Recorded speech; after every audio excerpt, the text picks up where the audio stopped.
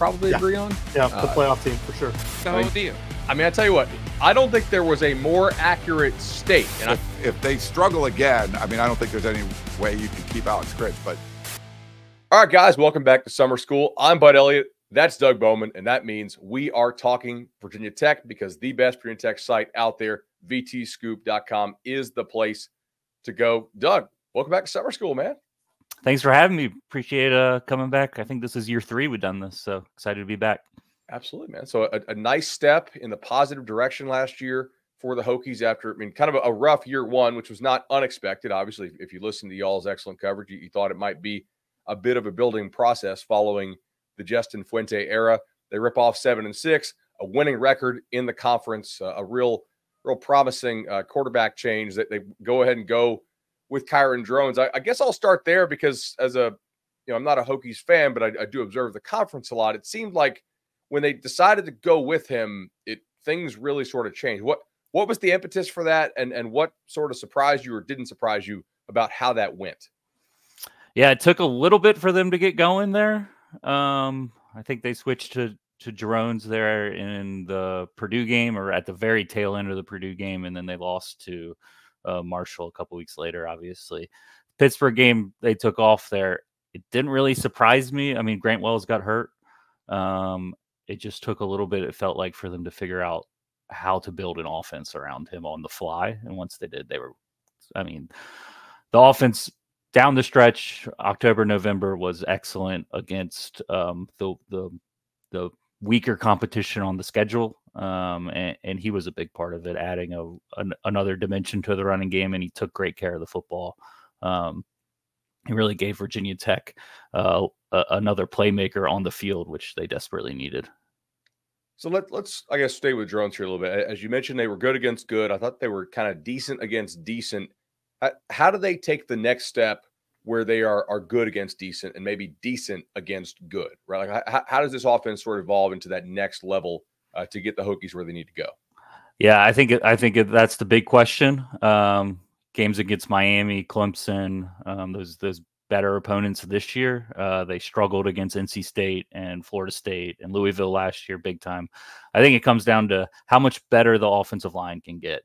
Their skill position players with Drones at quarterback, Bashal Tootin at running back, trio of really good wide receivers. You feel pretty good about the skill position players. It's just whether the offensive line can kind of rise to meet the level that's needed to beat a Miami or Clemson this year. Last year, I think, we've been talking, they kind of figured out how to move the football in spite of an average offensive line or below average offensive line. So I think that's the big question. If that offensive line can truly take a couple steps forward, or even just be a little better this year, I think that'll help them in those upper level games against better competition. Do you have reason to think that will happen? I think so. Last year they started Xavier Chaplin and Braylon Moore at left tackle and left guard. They were redshirt freshmen playing for the first time. I think last year they entered with like 90 snaps under their belt, so they got a full season with them. You could expect some development from them. Caden Moore is back for his second season at center. They're still maybe playing with positions and where they slot people. But you could see some development from him. And then they brought in Montavious Cunningham from Georgia State as probably going to help at right guard, potentially right tackle, as a kind of additional pickup there to upgrade that room. So they're bringing basically everybody back on the offensive line. It's just whether are they capped at their ceilings already, or is there just a little bit more that they can get out of them? And if they can, then I think you'll see maybe them go from a below average to average to above average offensive line. And that could be a big difference for this offense. You mentioned one of the better trios of receivers in the ACC. And I fully agree with you on that. I look at my preseason notes last year after our conversation, and Allie Jennings went down. The tight end, Nick Gallo, had gone down. I assume both those guys are back now. What do you think this is a sort of an underrated area for this team within the league? Oh, yeah, absolutely. I think this wide receiver position is probably the strength of the team. Jennings, Jalen Lane, Daquan Felton, they're going to catch almost all the passes for Virginia Tech this year. Jennings, they only had him for a game and a quarter last year before he broke his ankle or foot against Purdue. But those three give them a lot of production, a lot of experience. Felton in particular has high upside as a kind of one of those athletic freak type wide receivers. And then Lane is just a really productive slot guy. So it fits really well. They're pretty darn confident in what they did last year, even without Jennings. And then they're kind of adding him back with Drones coming back for a second year, a little more experience. Expectations are high for the passing game, I'll say. If you could, give me a guy who you're not seeing talked about as like a likely, all conference type guy, and then give me a first year starter that you know about, maybe some of your fans know about, but the rest of the league and maybe us national guys don't know about. Talking offensively or in general? We can go dealer's choice here if you want. So I think one guy to watch that's kind of off the radar is going to be Aiden Green. He's a sophomore wide receiver. He's going to be behind those three, but he played a lot towards the end last year and had a big spring. You could see him factoring in kind of on that secondary targets. And then I think the big question mark, or one of the big question marks as far as a first-time starter, is going to be at the Mike linebacker spot. Sam Brumfield brought him in from Middle Tennessee State as a transfer. That's a spot that Tech has struggled with the last couple of seasons, and they brought him in specifically to shore that up. And whether he's going to deliver that and be the starter that they need him to be at Mike linebacker is a question. He played pretty well last year at Middle Tennessee State, but obviously moving up a level. Played a little bit in their games last year against Missouri and Alabama and looked okay, but is that going to hold up over the course of the season? Linebacker and safety are the two big positions or question marks on defense, and Brumfield is kind of the guy they targeted and identified and are really counting on to deliver at Mike. Makes a lot of sense there. Doug, are there any spots on this team where year over year, like, okay, man, they are a lot better at this position group than they were last year? I think you could say, corner, they were really strong in last year, and with Dorian Strong and Mansour Delaney, they probably have one of the best pair of corners in the conference. I think the other spot you may look at it is on the defensive line, where they have Antoine Powell-Ryland coming back, who is one of the best pass rushers in the conference, and they added Aeneas Peebles out of the portal, defensive tackle from Duke, one of the best defensive tackles in the league last year, and they slot him in. They needed defensive tackles in a big way after Norrell Pollard and Mario Kendricks and Feldarius Payne all left after last year.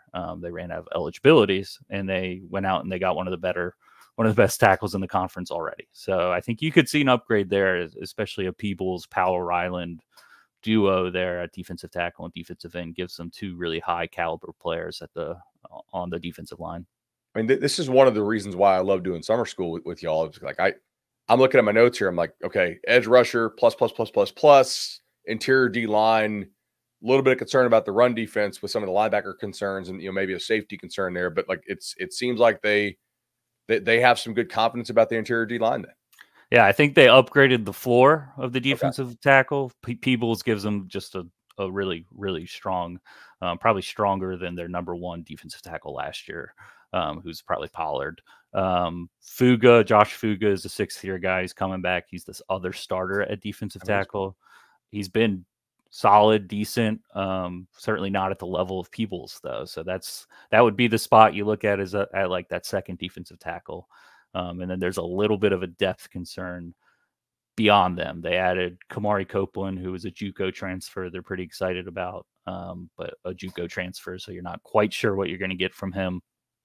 And then they added Kelvin Gilliam, who's a transfer from Oklahoma, where he only played a little bit. He was a Richmond native, so they brought him back home once he decided to leave Oklahoma. But again, you're not quite sure how productive those third and fourth defensive tackles may necessarily be. But it does feel like with Peebles leading the way that they upgraded that room. What positions would you say can most survive having to dip into the depth? Not they're going to have to anyway, but like it's a football is a collision sport, not a contact sport. Like what positions are like, you know what, they're good there with the backups, so those guys can play a little bit. I think wide receivers one. There's a little. We covered that. There's margin for error there with three guys that feel really good about. Aiden Green, I mentioned him. Steven Gosnell is going to be working his way back from a knee injury he suffered in the bowl game. So, there's some depth there. And then I think the other spot is defensive end, as long as the injury's not to Powell Ryland. They have 4 or 5 returning defensive ends who have all played a lot. And they're all, aside from Powell Ryland, the 4 other guys are all fairly even. So one goes down, I think you feel pretty comfortable there as far as your depth, where the difference between the second or third guy and the fourth or fifth guy in that group isn't that much. From what you've been able to see and the sources y'all speak with, are you able to, is the offense a lot better than the defense? Is the defense a lot better than the offense? Or are they kind of a balanced unit? What are your kind of general thoughts on that? I think I lean a little bit more to the offense being ahead with those skill position players. Drones and Tootin as leading the running game is a pretty potent duo and a good spot to start building your offense. But I don't think they're that concerned about the defense. Talk about the pass rushing defensive end they have. They have 2 really strong corners on the back end, added some help at defensive tackle, and they address their need at Mike linebacker. I think they feel pretty good. Year 3 of a Brent Pry defense. He generally puts out a pretty good unit every year, and definitely kind of settling into his program and his defense. I think you kind of count on them to be at least decent, if not a pretty strong unit too. Doug, I got to say, man, this is not a betting show, but from what I'm hearing, kind of a nasty run game, big quarterback can can kind of salt away a game. 2 guys you can rip off the edge, pass rushing, 2 really nice corners. There's a lot to like about this Hokies team. I think they're probably favored in 10 out of 12 games. And the trick here is it's a small favorite, right? Yeah. Do you think they're at a spot where 10 out of 10 is probably not realistic? Nobody holds serve perfectly for the most part. But are they at a spot where they are trustworthy enough to kind of win 9 out of those 10 when they're favored and maybe have a shot to pull an upset against a Clemson or a Miami? I think those are the expectations. I think if Tech finished with 8 wins this year, I think you'd be a little, depending on how it went, obviously, but you'd be a little disappointed. Even looking at the schedule, 9 wins, I think, is a really solid target for them. And then if they can get a Miami, that'll be on a short week on a Friday night. That'll be a tough one at the end of September, and then they host Clemson. Those are the big ones.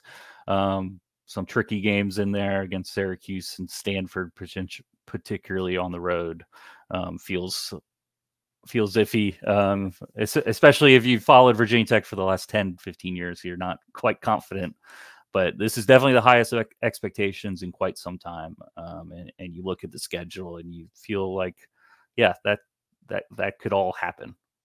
This team clearly beats last year's team, right? Yeah, I think so. Yeah. I think they've upgraded. I mean, Mike linebacker was a big, the Mike linebacker and the safety spots and the run defense last year were the big culprit.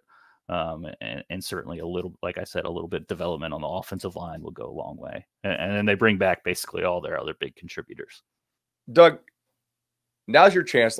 Tell the fans at home who maybe aren't subscribers to VT Scoop, what makes your community and y'all's coverage special and really, something that people should take a look at? Yeah, we have a great team. If you're into recruiting specifically, the best recruiting site, following recruiting day to day, and then our team of team coverage, myself certainly, but Matei and Colby Crawford on the ground, really bringing in as far as day to day coverage of the football team and analysis and what you're going to get and what you can really realistically expect. I think that's the big thing, especially going into a year where expectations are higher for Virginia Tech. You really want that. At least reasonable opinion of where things are and where the weak spots are and where the question marks are. Awesome, man. And the final one, this is your opportunity to say anything that I am dumb about and should have asked about, but just somehow did not in my prep if we missed anything. I think the one thing we didn't really talk too much about him, but Bashal Tootin, the running back, is probably one of the most underrated running backs in the country. His missed tackles, forced numbers for the last 2 years are ridiculous. I think he's in for a big year. Awesome. Doug, really appreciate the time, man. Thanks for having me.